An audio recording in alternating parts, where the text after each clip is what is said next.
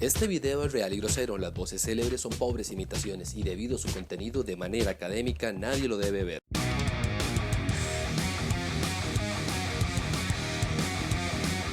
Por lo general, cuando una persona intenta buscar Costa Rica en internet, encuentra playas afrodisíacas, volcanes hermosos, cataratas preciosas, todo es hermoso. Bueno, o igual no. Además, si alguna vez ha buscado Costa Rica cerca del Mundial,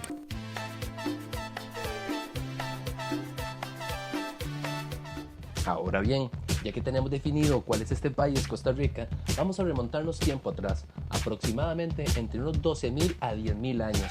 Es acá cuando comienzan los primeros asentamientos humanos dentro del territorio nacional.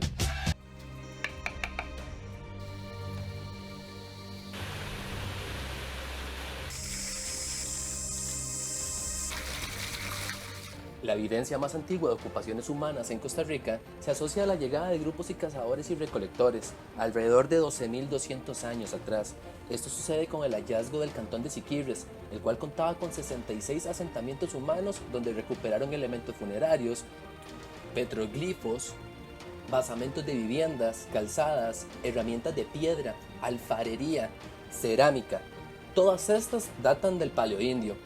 De igual manera, de 10.000 a 7.000 años antes de Cristo, datan antiguas evidencias arqueológicas, localizadas en el Valle de Turrialba, con presencia de punta de lanza tipo Clovis y colas de pez. Esto dando como resultado una especie de amalgama o fusión intercultural, ya que las puntas de Clovis están dentro del área norteamericana, en cambio las puntas de cola de pez tienen su presencia en la parte suramericana. Durante todo este tiempo, los pobladores costarricenses se dedicarán a la caza y a la recolección, serán sociedades nómades, aproximadamente hasta el 300 a.C. y el 500 después de Cristo, cuando comienza a haber una mayor complejidad social y inician los primeros cacicazgos. La organización política en Costa Rica comenzó a formarse en estructuras cacicales o cacicazgos para el desarrollo de sus actividades sociopolíticas. Este tipo de organización fue el producto de la experiencia de siglos, la cual había venido cambiando lentamente hasta llegar a conformarse la sociedad que llegaron a conocer los españoles. Los cacicazgos que se han logrado identificar son aproximadamente 14, pero existe la posibilidad de que hayan otros 6 aún por reconocer. Se han denominado de acuerdo con los nombres de lugares y de caciques relacionados con ellos, según se mencionan en los documentos del siglo XVI al XVII. Se tienen así Nicoya, Garavito, Pacaca, Acerrí, Currirabá, Huarco, Quepo, Boruca, Coto, Botos, Suerre, Pocosí, Tariaca y Talamanca. Y sí, realmente eran un montón. Por lo general la gente cree que habían como 3 o 4 gatos aquí contados en Costa Rica. Y no, la población era bastante amplia. De hecho, hasta hace muy poco se opinaba que la población costarricense a la hora del contacto con los españoles era reducida, de alrededor de 27.000 a 29.000 habitantes. Esto porque en el siglo XIX el obispo Bernardo Augusto Til dio un estudio sobre la población costarricense y entregó esos datos. Por otra parte, la evidencia arqueológica, el avance tecnológico, especialistas en la materia y nuevas prácticas o metodologías de uso ponen a prueba o discuten el número que puso Augusto Til. ¿Por qué? Uno, porque no se entendía muy bien cómo fue que él llegó con ese dato. No se sabe qué multiplicó, qué sumó, qué restó, qué hizo. Y segundo, el número es excesivamente minimalista. Se estima que aproximadamente en el territorio costarricense 400.000 habitantes. En el resto de los actuales países centroamericanos, como por ejemplo El Salvador, existió una población cercana a los 500.000 habitantes. En Nicaragua y Panamá, cerca de 1 millón. En Guatemala, 2 millones. Y en Honduras, 750.000 personas.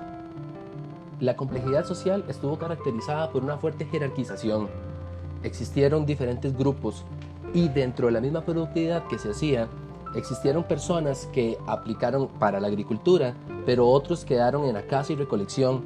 Además, existieron personas que trabajaron el jade, la orfebrería, y se hicieron verdaderos especialistas en la materia. Esto provocó que en un mismo cacicazgo o en un mismo señorío existieran diferentes especialistas, donde existía la reciprocidad.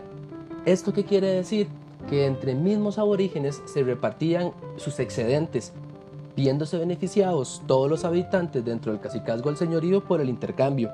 De igual manera, diferentes cacicazgos hacían este mismo tipo de obsequio o de visitas, se regalaban entre sí. Y de esta manera se creaban lazos entre ellos. Pero hay que tener esto claro, la reciprocidad es como un constante, tiene que ser congruente. Si un cacique entregaba o obsequiaba algo y al otro no le parecía que su regalo fuera bueno, habían manazos, de fijo se iban trancazos.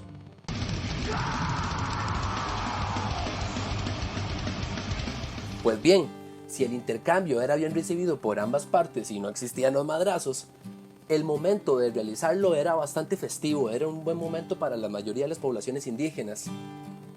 Sin mencionar que en estas reuniones existían las chichadas. Y bueno, ya ustedes saben a qué me refiero. Si ya saben cómo me pongo, ¿para qué me invitan? No, la verdad es que no les voy a hacer mala fama a los indígenas, para nada. De hecho, cuando repartían estas chichadas era un ambiente espiritual, algo ritual. Hay que verlo también de este modo. Y para que no exista una escasez de alianzas, los matrimonios eran exogámicos. Esto significa que cada uno de los indígenas, o por lo menos los hijos de los caciques, tenían que ir a otras tribus a conseguir pareja y así fortalecer los lazos.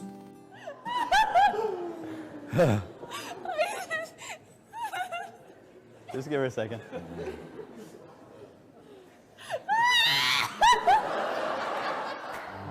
La población costarricense mantuvo un comercio con el jade entre el 300 a.C. y el 800 después de Cristo, con las tierras bajas mayas, pero el colapso del gobierno centralizado de Copán en torno al 822 después de Cristo trajo abajo la tradición con el jade y dio paso a un nuevo objeto de un gran valor, el oro, un material más fácil de trabajar, de manera más rápida y con un producto más fuerte, tanto místico como tangible, que el desactualizado jade, que solo para crear un objeto de valor se podía demorar meses o inclusive un año. La introducción de la metalurgia en las poblaciones indígenas de Costa Rica se considera como el cambio más importante de la cultura material de los habitantes de la región central del país. El apogeo de este evento llegaría a darse 5 siglos antes de la llegada de los españoles. Coincide a su vez con la desaparición del trabajo en jade cerca del año 1000 después de Cristo. La guerra jugó un papel importantísimo en la región costarricense. En este caso se llevó a cabo una involución dentro de la sociedad indígena del país. La guerra no se desarrolló como en otras partes de Mesoamérica.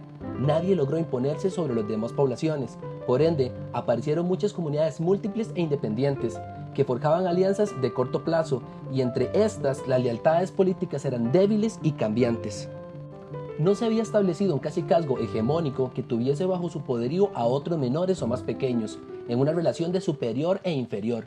De esta misma división de tribus lideradas por diferentes caciques, el constante cambio de tribus o surgimiento de nuevas, su poca centralización del poder de mando en la región y la ausencia de un cacique superior que gobernase a los demás dio como resultado una heterarquía. Y esto para los españoles se les hizo una putada, porque al no haber un cacique hegemónico al cual conquistar y a los otros someter, el ejemplo era difícil a seguir, había que ir de cacique en cacique intentando conquistarlos a todos. Esto fue la realidad que encontraron los españoles a la hora de tocar suelo costarricense.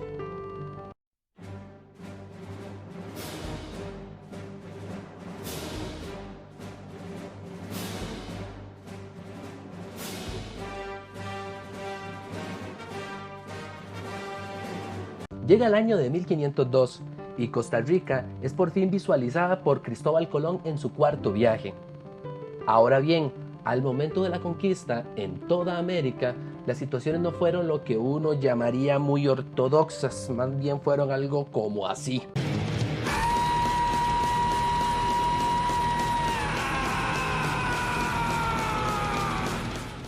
Claramente, existieron otros lugares en los que la conquista fue mucho menos severa que en otros. De acá cabe mencionar quizás a los jesuitas, en el caso de la provincia del Paraguay, donde utilizaron una metodología completamente distinta a la violencia.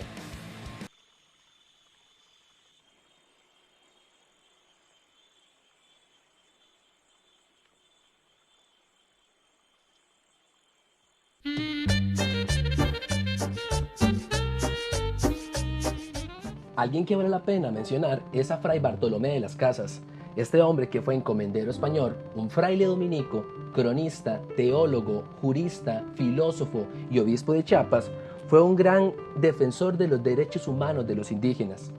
De hecho, entre 1550 y 1551, en el Colegio de San Gregorio de Valladolid se llevó a cabo la Querella Valladolid, la cual enfrentaba a Fray Bartolomé de las Casas como pugnador a favor de los derechos humanos de los indígenas en contra de Juan Ginés de Sepúlveda, quien estaba convencido de la guerra justa y decía que había que dominar a los nativos americanos, ya que eran inferiores, según él amparado en un discurso aristotélico. Al final nada se resolvió. Si bien es cierto, la mayoría de gentes opinaba a favor de Fray Bartolomé de las Casas, el cual dibujaba el aspecto negativo que tenía la conquista sobre los indígenas americanos, el abuso que se llevaba sobre estos y que debía evangelizarse por medios pacíficos, lo que sucedió en América fueron otros 100 pesos. Eso sí, entrar a Costa Rica no fue tan sencillo realmente. Si bien es cierto, en 1502 Colón llega a Costa Rica, hasta 1519 los españoles, saliendo de una expedición de Panamá, de la isla de las Perlas en el Pacífico hacia Nicaragua, intentaron buscar lo que ellos llamaban el Estrecho Dudoso y lugares con mucha riqueza. Las fuentes aseguran que cuando los indígenas del Valle Central de Costa Rica intercambiaban con los de Nicoya, llevaban en su cuerpo adornos de oro. Eso hizo pensar a los españoles que tal metal era abundante entre los indígenas del interior. Los conquistadores, motivados por el interés de lograr un camino rápido enriquecido, salieron de Nicaragua buscando mejores oportunidades, pero esto no sería hasta 42 años después. En 1561 ingresó el primer grupo de conquistadores al mando de Juan de Caballón. Por otra parte, el padre Estrada Rábago, su socio de esta empresa de conquista, penetró por la costa del Caribe para encontrarse con Caballón. Allí fundaron Garcimuñoz, incipiente centro político, administrativo y militar, al que se le dio la categoría de ciudad, aunque lejos estaba de semejarse a un centro urbano. La verdad es que la ciudad de Garcimuñoz tuvo una muy corta vida. Esta primera incursión resultó en un rotundo fracaso. Caballón terminó lleno de deudas y los pocos hombres que quedaron en el valle se encontraron en serias dificultades de sobrevivencia, agravadas por los ataques indígenas. Es en este momento, para el año de 1562, cuando llega la figura de Juan Vázquez de Coronado. ¿Y quién era este tipo? Pues bien, fue un adelantado y conquistador español. Realmente participó en varias conquistas desde 1540 hasta 1565, llegando a ser gobernante colonial de Guatemala, Honduras, El Salvador, Nicaragua y Costa Rica. Este conquistador logró establecer una mejor comunicación con los caciques indígenas y sujeta a Acerrí, Abra, Orosi, Pacaca y el Huarco. Trató de controlar el cacicazgo del Huarco, lo que le facilitó la penetración y la conquista de otras regiones más alejadas, y se caracterizó por su sentido humanitario y su habilidad para negociar y formar alianzas con los caciques indígenas. Entre la década de 1570 y 1580, una vez que Juan Vázquez de Coronado había asegurado un espacio geográfico, los señores Perafán de Rivera y Alonso Anguciana de Gamboa se interesaron por aumentarlo. Estos años se consideran de transición entre la conquista y la colonización. Es la década en la que los españoles obtienen el dominio de los cacicazgos del Valle Central y cuando se reparten las mejores tierras entre los miembros del grupo conquistador. Es acá cuando dará inicio o por fin el asentamiento español, pero para profundizar en esto creo que va a ser otro toque de historia.